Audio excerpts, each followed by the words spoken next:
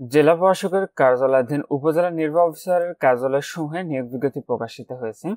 এটিতে এখানে মোট 3টি পদের ক্যাটাগরি দেওয়া রয়েছে। এটিতে আপনার পুরুষ ও মহিলা উভয় প্রার্থী অনলাইনের মাধ্যমে কিন্তু আবেদন ফর্মটি সম্পন্ন করতে পারবেন।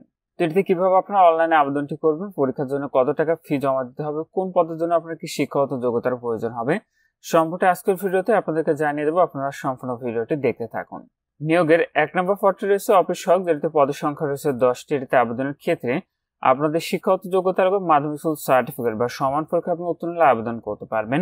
2 নম্বর পদটি হচ্ছে নিরাপত্তা প্রহরী, পদের সংখ্যা রয়েছে 9টি।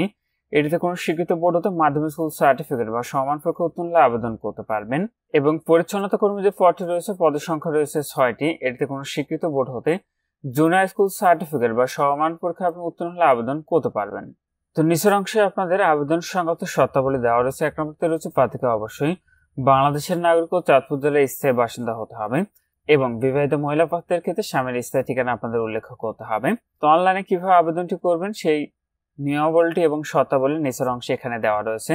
আপনারা এখানে যে ওয়েবসাইটের ঠিকানাটি দেখতে পাচ্ছেন, এখানে অনলাইনের মাধ্যমে আবেদনটি করতে হবে। আবেদনটি ইতিমধ্যে শুরু হয়েছে 10 জুলাই 2024 খ্রিস্টাব্দ তারিখ সকাল 10টা থেকে আবেদনটি শেষ হবে 31 জুলাই 2024 খ্রিস্টাব্দ তারিখ বিকাল 5টায়।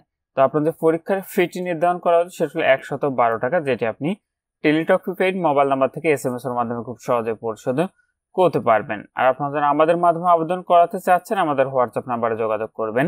আপনাদের প্রবেশপত্র প্রাপ্তির যে বিষয়টি পরবর্তী আপনার মোবাইলে SMS এর মাধ্যমে জানিয়ে দিবে।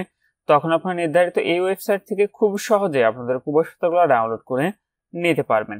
আর যখনই আবেদনটি করেন না কেন, আবেদনটি করার পূর্বে সম্পূর্ণ নিয়োগ বিজ্ঞপ্তি ভালো করে পড়ে বুঝে তারপরে আবেদনটি করবেন। তো এই নিয়োগ বিজ্ঞপ্তিটি ছিল জেলা প্রশাসকের কার্যালয় চাঁদপুর ও অধীন উপজেলা নির্বাহী অফিসারের কার্যালয় সমূহের। তো আপনাদের আবেদনটি করতে চাচ্ছেন শেষ তারিখের জন্য বসে না থেকে পূর্বে আবেদন ফর্মটি সম্পন্ন করে নেবেন। আজকের ভিডিওটি আপনাদের ভালো থাকুন, সুস্থ থাকুন, এভাবে থাকুন। আল্লাহ হাফেজ।